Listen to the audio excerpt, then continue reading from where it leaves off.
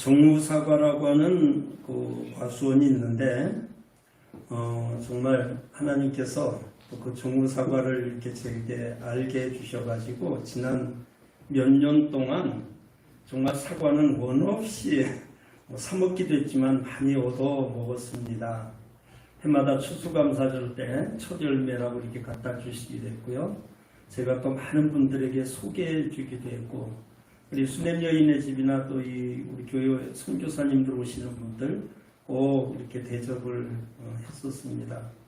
어떤 분들은 봄에 이렇게 오시는 분들이 그 이야기를 듣고 사과가 먹고 싶은데, 그래서 제가 어느 해인가는 한 두세 번 미리 돈을 갖다 주고 이렇게 사과를 사둬요. 거기 이제 큰 냉장고가 있으니까 보관해 뒀다가 제가 3월달, 5월달에 가가지고 찾아다 이렇게 대접하는 적도 있습니다.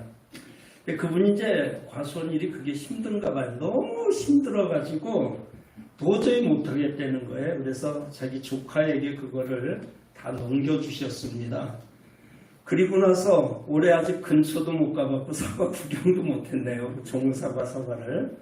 그래서 참 한 사람이 이렇게 딱 주인이 바뀐다는 게 그렇게 참 많은 환경이 달라진다 싶은데, 우리 세토교회는 이제 새 주인이라는 표현 좀 그렇습니다만은 우리 10대 담임 목사님이 새로 오시게 되어지면 그분으로 인해서 우리 교회가 놀라운 부흥과 발전의 역사를 꼭 이룰 것입니다. 아멘.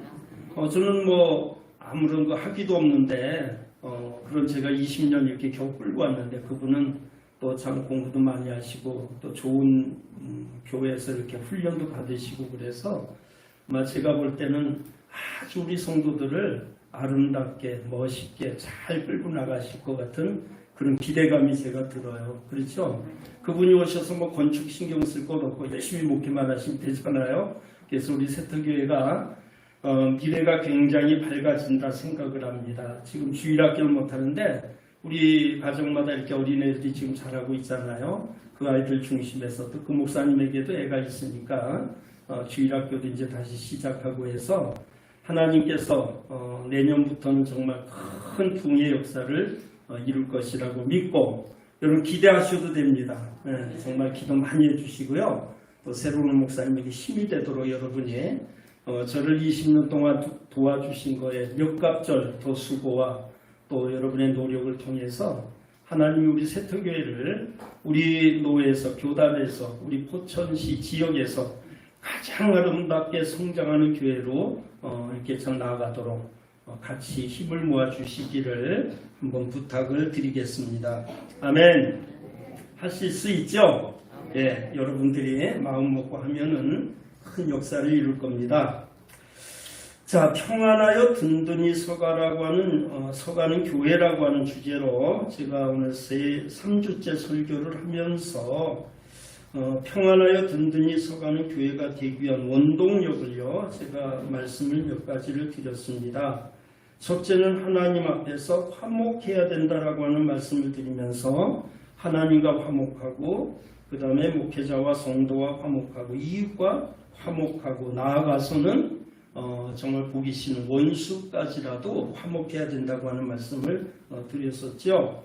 그리고 지난주에는 두 번째 원동력으로 주를 경외함에 대해서 말씀을 드리면서 우리가 하나님을 경외하는 것이 예배를 통해서 또는 찬양과 기도를 통해서 또 헌신의 삶을 통해서 하나님을 경외한다라고 하는 말씀을 지난 시간에 드렸습니다.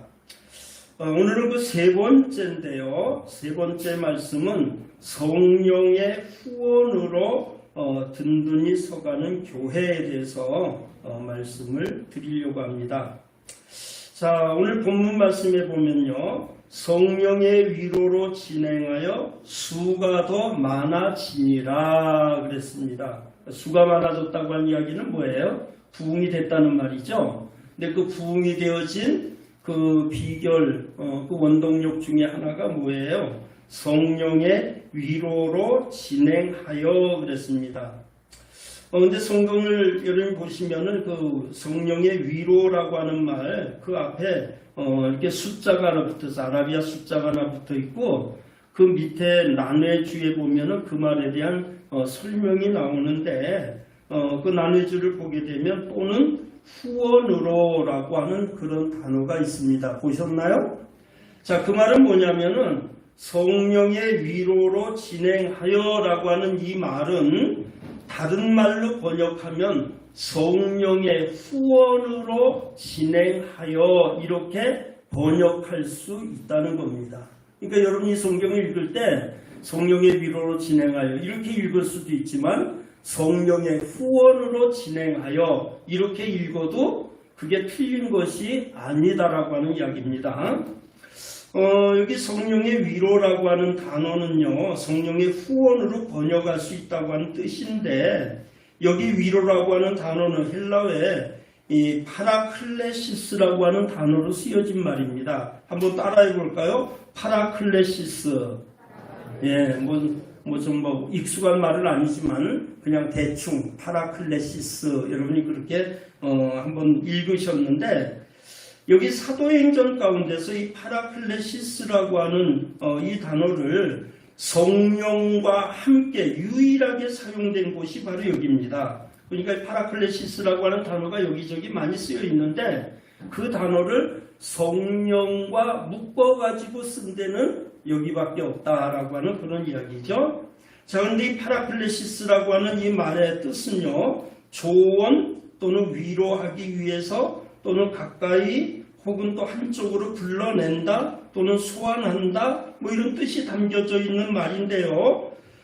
따라서 격려, 권면, 호소, 간청, 위안, 위로 등의 의미를 가진 단어로서 여기에서 파생된 단어 중에 하나가 이 파라클레토스라고 하는 돕는 자, 중재자 또는 위안자, 변호자 이런 뜻을 가진 말로 여러분이 잘 아는 그 성령을 가리킬 때 보혜사라고 하는 말을 썼지요. 요한복음에 보면 보혜사라고 하는 말은 돕는 자라고 하는 뜻인데 그 단어가 바로 이 단어예요. 이 단어에서 파생이 된 단어라고 하는 겁니다. 자, 요한복음 14장 16절에 보면요, 예수님께서 제자들을 떠나시기 전에 그 제자들을 사랑하시되 끝까지 사랑하셨다라고 말씀하셨는데 그 제자들에게 주님이 이렇게 말씀을 합니다.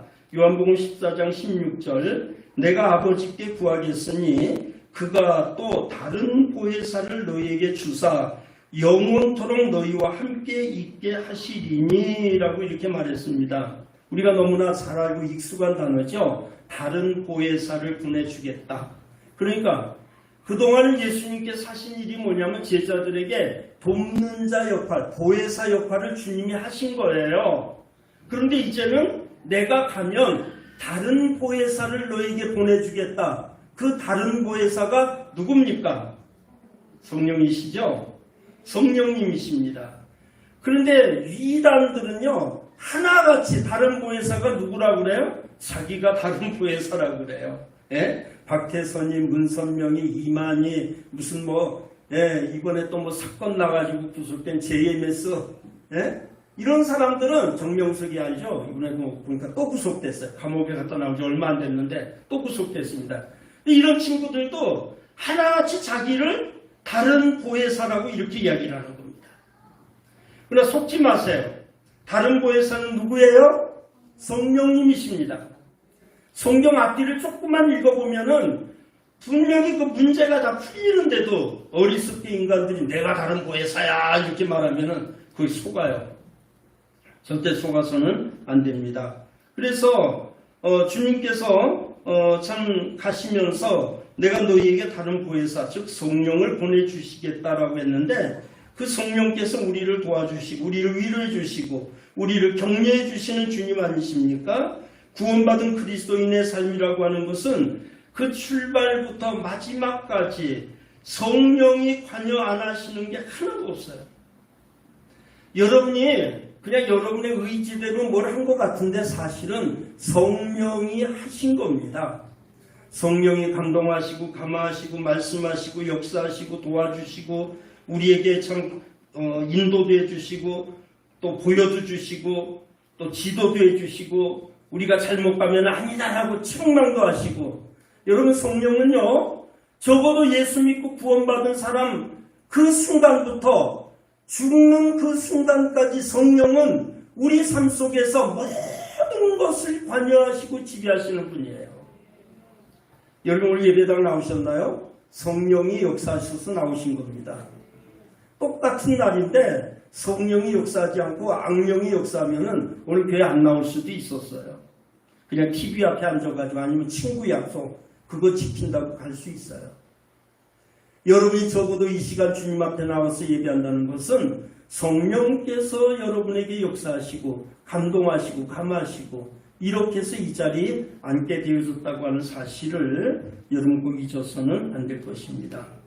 따라서 성령의 위로하라고 하는 이 말은 성령의 후원을 통해서 우리가 하나님을 더 경외하고 또 하나님의 교회를 든든히 세워나갈 수 있다고 하는 이야기입니다. 그러면은 여기 성령의 위로와 후원을 얻기 위해서 우리가 어떻게 해야 될까요? 첫째는 성령님께 절대 순종함으로 성령의 후원을 받게 된다라고 하는 겁니다. 뭐라고요? 순종. 아시겠습니까? 성령이 우리에게 계속 말씀하신다고 그랬죠? 근데 성령께 순종을 안 하면 성령이 그 어떤 역사를 우리에게 이루려고 해도 내가 순종하지 않을 때 순종하지 않는 자를 통해서는 주님은 아무 일도 하지 않습니다. 데살로니가 전서 5장 19절 성령을 소멸치 말며 이렇게 말했습니다. 여기 소멸치 말며라고 이 소멸이라고 하는 그 헬라어 단어의 뜻은요. 불을 끄다, 진화하다, 억누르다 라고 하는 그런 뜻을 가진 말입니다. 또는 약해지게 하다 또는 조용하게 하다, 사라지다 그런 의미를 가진 말입니다. 마치 이제 요즘 이렇게 불이 많이 나대요. 불이 나면은 소방차가 출동을 하죠. 하고 소방차가 가지고 뭐 해요? 불 구경하나요? 소방수들은 가자마자 하는 일이 불 끄는 겁니다. 온갖 방법, 수단 다 동원해가지고 그 불난 걸 끄는 거예요. 그래서 어떤 아파트도 불이 났는데 소방차가 동원해서 20분 만에 불을 다 껐다. 뭐 이런 뉴스를 저희가 보지 않습니까? 그러니까 여기 성령을 소멸치 말며라고 하는 이 소멸한다고 하는 그 말의 의미는 마치 소방차가 와가지고 불난 집에 불을 끄듯이 불을 끈다는 그런 뜻입니다. 에베소서 4장 30절 하나님의 성령을 근심하게 하지 말라 그랬습니다. 여기 근심하지 말라고 하는 말의 단어는 슬프게 하지 마라, 고통을 주지 말라 그런 뜻입니다. 성령으로 하여금 걱정을 끼치지 말라라고 하는 그런 의미의 단어입니다. 또 데살로니가 전서 5장 16절 내가 이르노니 너희는 성령을 따라 행하라 그랬습니다.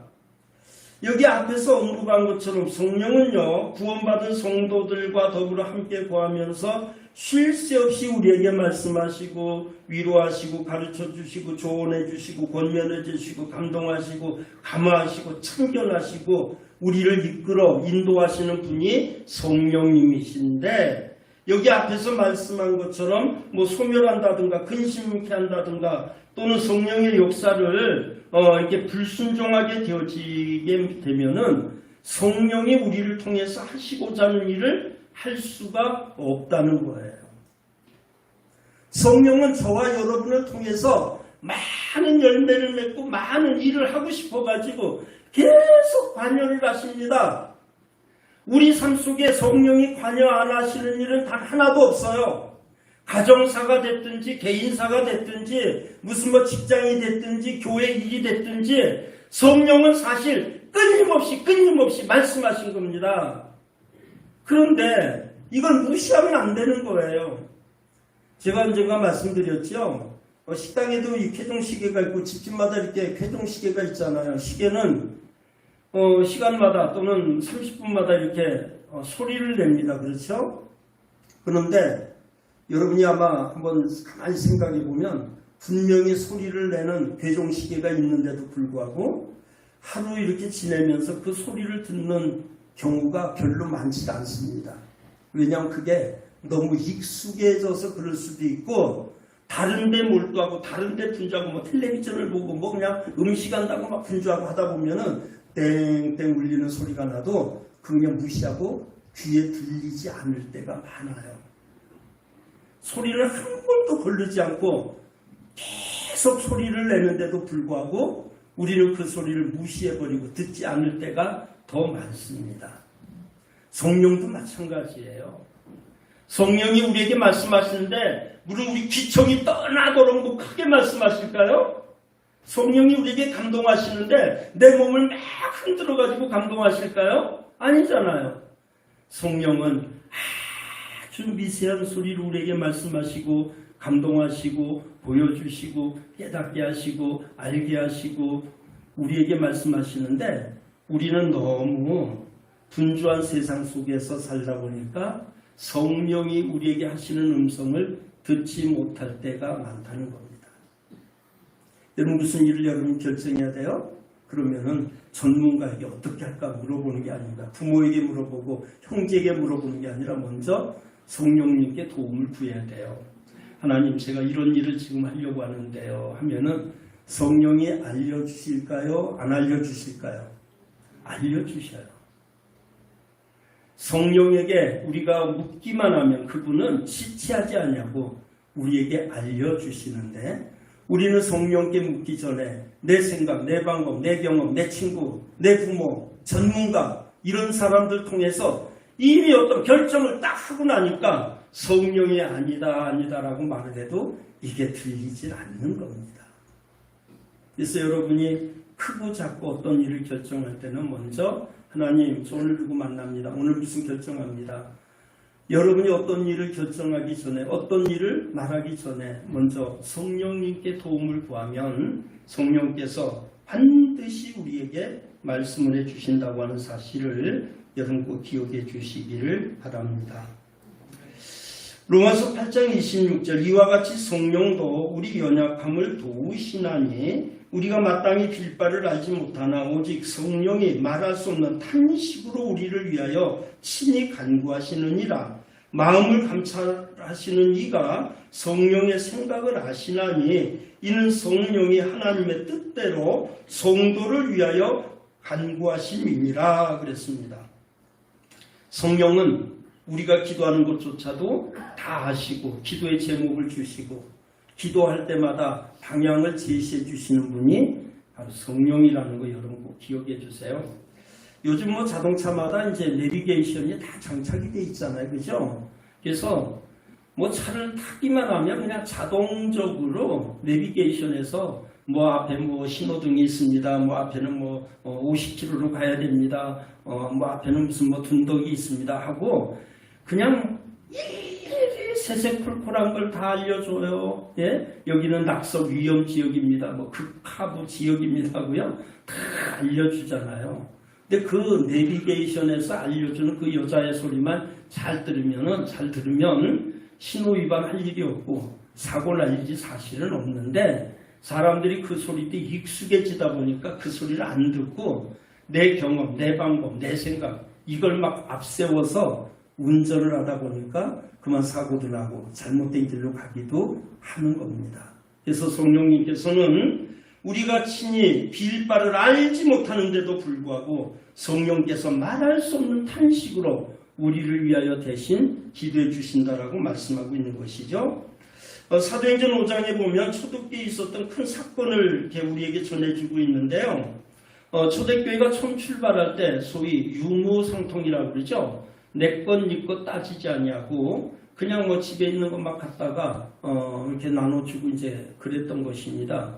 그런데 이렇게 이제 성령께서 참 서로 유무상통하는 그런 은혜를 주셔가지고 초대교회가 정말 뭐 굉장히 그런 그 역사가 크게 일어났었어요. 그런데 이제 그때 어떤 일이 있었습니까? 사도행전 2장 44절에 보면 믿는 사람이 다 함께 있어 모든 물건을 서로 통용하고 또 재산과 소유를 팔아 각 사람의 필요에 따라 나눠줬다 이렇게 말을 하고 있습니다. 또 사도행전 4장 32절에 보면요. 믿는 무리가 한 마음과 한 뜻이 되어 모든 물건을 서로 통용하고 제 재물을 조금이라도 제 것이라는 이가 하나도 없더라 그랬습니다. 참 꿈같은 세상인데 이게 오래가지 못했어요. 사람의 욕심 이런 것 때문에 오래가지 못했는데 적어도 그 당시 초대교회에서는 은혜를 받고 나니까 그냥 집에 싸뒀던 뭐 쌀이고 뭐 요즘 말로 뭐 쌀이고 라면이고 뭐든지 그냥 막 갖다가 교회 갖다 놓으면 그냥 없는 사람들이 갖다 퍼다가 밥 해먹고 네 거 내 거를 안 따졌다는 거예요. 작은 천국을 이루고 있었어요. 그때 바나바라고 하는 집사가 자기 밭을 팔아가지고 사도들에게 갖다 줬습니다. 밭을 팔아서 사도들에게 갖다 주면서 이건 이제 돈 없는 분들, 어려운 분들 이렇게 놓아서 같이 쓰도록 해주세요. 이렇게 했더니 이제 예배 시간에 광고했겠죠. 바나바 집사가 이번에 밭을 팔아서 이렇게 거금을 가져오셨다고 뭐 박수도 쳐주고 뭐 그랬을 겁니다. 사람들이 막 바나바 집사를 칭찬을 하는 거예요. 정말 훌륭한 집사님이라고 은혜 받으셨나 보다고 다 그렇게 칭찬을 했어요. 근데 그러고 나서 이제 아나니아와 삽비라라고 하는 부부가 자기들도 은혜를 받고 집에 가서 이제 부부가 이야기를 합니다. 여보, 오늘 저 바나바 집사 정말 멋져요. 사람들이 전부 그 집사를 칭찬하는데 그때 그러게 말이야. 참 귀한 일 하셨어. 그랬더니 둘 중에 누구 하나가 그랬죠. 우리도 밭 팔아서 드릴까요? 이렇게 이야기를 했겠죠. 했더니 그러자고. 그래서 이제 자기들도 밭을 팔았어요. 현금을 뭐 1억인지 얼마인지는 모르지만 하여간 갖다가 딱 놓고 보니까 돈을 쓰다 보니까 뭐가 생겼어요?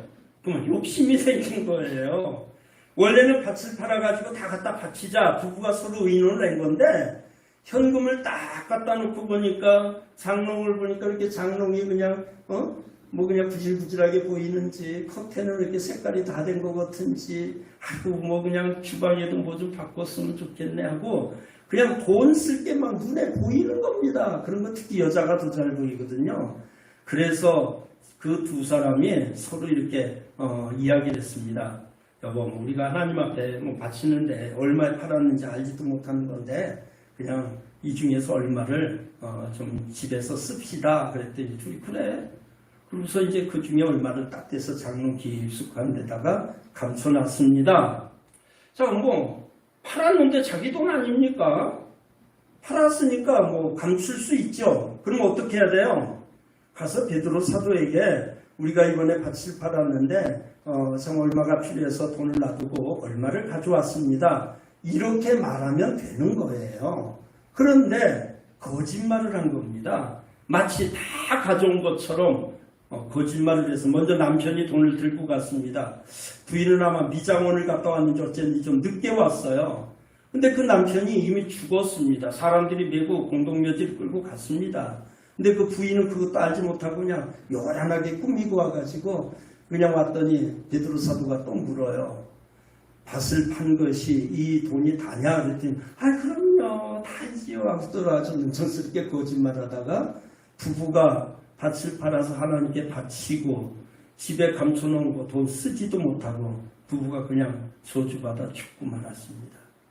하나님이 이런 일도 있다는 거 보여주시려고 시범 케이스로 그런 일을 한번 보여줬으니 망정이지 예배 시간마다 그런 사건을 그냥 그대로 적용해가지고 헌금 시간에 여기저기서 죽어나간다고 하면은 무서워서 교회 다니겠습니까?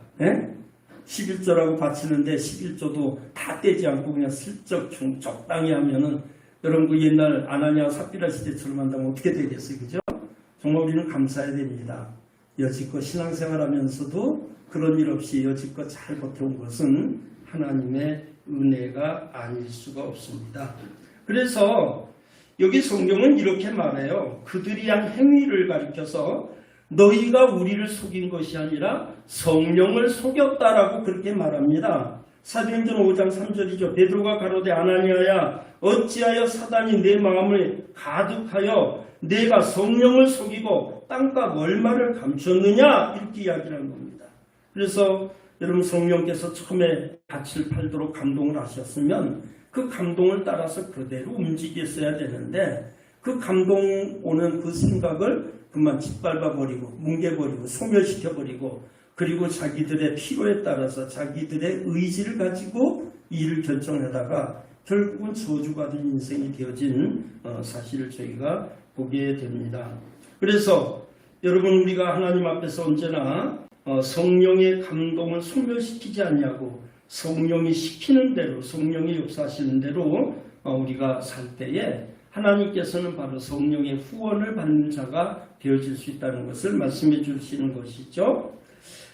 그 다음에는 우리가 성령 충만함으로써 성령의 후원을 받습니다. 에베소서 5장 18절, 술 취하지 말라, 이는 방탕한 것이니 오직 성령의 충만을 받으라 그랬습니다. 여기 충만이라고 하는 말은요, 가득 채워 철철 넘친다고 하는 의미를 가진 말입니다. 그리고 성령 충만을 마치 술 취한 것과 비교를 했습니다. 그랬죠? 술 취하지 말아라, 이는 방탕한 것이다 그러면서 오직 성령의 충만함을 받으라, 이렇게 이제 이야기를 했어요. 여러분, 우리나라는 그렇더라고요. 똑같은 죄를 졌어도, 사람을 죽였어도 막 그냥 술이 그냥 딱 취해가지고 어떤 죄를 짓게 되면은 맨정신을 가지고 지은 것보다도 술 취해서 했을 때 거기 좀 참고가 돼가지고 이 사람이 취중에 그만 실수했다 이래가지고 많이 형량을 깎아줘요, 우리나라에서. 그래서 사람들이 무슨 죄를 짓고 나면 막 술 취했다 그러고 지금 제정신이 아니었다 그러고 막 그냥 이제 횡설수설하면서 어떻게 하든지 형량을 적게 받으려고 그러는 거 아니겠습니까? 그렇죠? 이 사람들이 죄를 짓기 전에는 술도 이렇게 일부러 한두 잔 한다고 그래요. 만약에 경우를 대비해가지고 그런다고 그래요. 자, 그런데 여러분, 사람이 술을 마시게 되면 그때부터 술이 그 사람을 지배를 합니다. 그렇죠? 그런 말 있죠? 처음에는 사람이 술을 먹고, 그 다음에 술이 술을 먹고, 그 다음에는 술이 사람을 먹는다. 그런 말 들어보셨죠? 그래서 이 술이라고 하는 것이 내 속에 들어가기 시작하면 그때부터 그 사람을 지배하는 게 되는 겁니다. 그래서 실수도 하고, 그래서 용감해지고, 술 먹은 사람 보세요, 용감해져요. 그리고 인색하던 사람도 술 마시면 그냥 막 지갑에서 자기가 돈 내겠다고 막 싸우면서 막 난리를 쳐요. 그래서 이 술이라고 하는 것이 우리 사람 속에 들어가면은 그 사람을 막 지배하게 됩니다. 노래 못하던 사람이 노래 부르고요, 부끄러워할 줄도 모르고요, 막 그런 현상이 나타나지 않습니까? 군대 생활할 때도 보니까 새카만 쫄병이 말이죠. 술 한잔 하니까 막 그냥 내 이름 부르면서 막 개기고, 군대에서 개긴다고 그러죠. 막 개들고 내 이름 부르면서 막 욕하고 그래요. 그래서 저는 술을 마셔본 경험이 없으니까 너무 황당해서 그랬더니 다른 친구가 저 술 먹으면서 개야 개. 그러면서 건들지 말래, 물린다고. 아예 나를 피하게 하더라고요. 나중에 이제 술 깬 다음에 제정신이 왔을 때는 잘못했습니다 그러고 와서 머리 숙이고 그러더라고요. 여러분, 성령 충만하다라고 하는 이 말과 술 취한다라고 하는 말은 그런 비슷한 맥락에서 이렇게 참 어떤 그 감정 이런 것들이 술 취한 것과 성령 충만한 것과 같은 양상을 띈다는 걸 우리가 잊어서는 안 됩니다. 그래서 성령 충만, 이거는 술 취한 것과 거의 같은 것으로서 술에 취하게 되면 술이 그 사람을 지배하고 술로 인해서 그냥 이것저것 사람들이 막 달라지듯이 성령 충만하게 되어지면 그때부터는 그 사람이 성령에 의해서 사로잡혀 사는 겁니다. 이런 술 마신 사람이 술 취해가지고 술에 사로잡히면 사고를 내지만 성령에 사로잡히게 되어지면 선한 일을 하고 하나님이 기뻐하는 일을 하고 하나님께 영광을 돌리는 삶을 살게 되어지는 거예요. 그래서 성경은 우리에게 성령 충만함을 받으라 이렇게 말하는 겁니다. 여러분, 신앙생활하는데 여러분 성령의 은혜를 받지 않고 성령 충만함이 없이는요, 교회 와서 예배 드리는 것도 너무 힘들어요. 기도하는 거 힘들어요. 교회에서 봉사하는 거 힘들어요. 그러나 여러분이 성령 충만해 보세요. 그냥 교회 가고 싶어지고 봉사하고 싶어지고 정말 그냥 내 속에서 뜨거움이 나와가지고 우리 마음속에 그런 게 가득하잖아요. 왠지 내가 예배 생활이 즐겁지 않고 주일날 오는 게 부담스럽고 11조 하는 것도 아까운 생각이 든다? 이유 다른 거 없어요. 이유를 이런저런 데서 찾으려고 하지만 성령 충만하지 못해서 그래요. 성령 충만하면 우리의 삶이 달라집니다. 술 취하면 사람이 막 그냥 얼굴에 그냥 막 기쁨이 돋고 홍조가 생기고 막 기쁘듯이 성령 충만하면은 바로 그런 삶을 우리가 살 수 있게 된다는 겁니다. 갈라디아 5장 25절 만일 우리가 성령으로 살면 또 성령으로 행할지니 그랬습니다. 디모데후서 1장 14절 우리 안에 거하시는 성령으로 말미암아 내게 부탁한 아름다운 것을 지키라 그랬습니다. 빌립보 3장 3절에 하나님의 성령으로 봉사하며 그랬습니다. 고린도전서 2장 10절 오직 하나님이 성령으로 이것을 우리에게 보이셨으니 성령은 모든 것 곧 하나님의 깊은 것이라도 통달하시느니라 라고 이렇게 말씀합니다. 여러분 성령 충만함이 우리의 삶에 참 담장을 참 넘어서 온 누리에 넘쳐날 수 있기를 주의 이름으로 축원합니다. 성령이 내 안에 계시면요 처음에는 그냥 내 속에 기쁨이 있어요. 근데 이게 성령 충만하면 충만할수록 내게서만 있는 게 아니라 입을 열면 입을 통해서 손발 움직이면 그 손발 움직임을 통해서 성령의 충만함이 다른 사람에게까지 파급이 되어지는 거예요. 그래서 교회는 성령 충만한 사람이 많이 있어야 됩니다. 아멘. 성령 충만함이 여러분 삶 속에 풍성하게 넘쳐나기를 다시 한번 주의 이름으로 축원합니다. 우리가 성령의 열매를 맺음으로 그 다음에 성령의 후원을 얻습니다. 갈라디아 5장 22절 오직 성령의 열매는 사랑과 희락과 화평과 온유와 참음과 자비와 양성과 충성과 또 온유와 절제니 이 같은 것을 금지할 법이 없느니라 그랬습니다. 열매를 맺는다는 것은 성령의 안에 있다라고 하는 것이죠. 가지가 나무 안에 또 나무에 붙어있지 아니하면 말라져서 결국 열매를 맺을 수가 없다라고 성경은 말씀하고 있습니다. 성령의 열매는 성령 안에 성령에게 붙어 있을 때만이 맺을 수 있는 것입니다. 요한복음 15장 6절 사람이 내 안에 거하지 아니하면 가지처럼 밖에 버리고 말라지나니 사람들이 이것을 모아다가 불에 던져 사려느니라 이렇게 말합니다. 성령의 열매를 맺는다는 것은요 성령에게 붙어 있음을 의미하는 것입니다. 성령의 열매를 맺는다는 것은 성령 안에서 내가 살고 있다는 뜻입니다. 내가 성령과 연결되지 아니하고서는 그 어떤 방법을 통해서도 성령의 열매를 맺을 수가 없다는 얘기예요. 우리 스스로는 압니다. 지금 내게 성령의 열매가 있는가? 아까 말씀드린 그 성령의 열매들이 있죠. 그런 열매들이 내게 있는가? 우리 스스로 한번 점검해 볼 필요가 있습니다. 아무리 손꼽아봐도 이런 열매가 내게 없다? 지금 내가 성령 안에 살지 못한다는 증거입니다. 그래서 우리 자신을 다시금 성령 안에서 살 수 있도록 그분에게 순종의 삶을 통해서 성령의 인정을 받고 성령이 나와 함께 하시는지를 점검해야 되는 것이죠. 빌립보 2장 13절 너희 안에서 행하시는 하나님이시니 자기의 기쁘신 뜻을 위하여 너희로 소원을 두고 행하게 하신다고 했고요. 에베소서 1장 5절에 보면 그 기쁘신 뜻대로 우리를 예정하사 예수 그리스도로 말미암아 자기 아들이 되게 하셨다라고 이렇게 말씀합니다. 하나님께서는 성령을 통해서 우리에게 당신이 원하시는 소원을 다 주셨어요. 사람마다 다 다르겠죠. 그릇대로 다를 겁니다. 나는 내가 이런 일을 했으면 좋겠다. 성령은 우리에게 계속해서 말씀하십니다. 하나님은 더 우리에게 더 큰 일을 하도록 더 그릇을 넓혀가기를 원하실 때도 있어요. 구멍난 그릇 떼우라고 말씀하실 때도 있어요.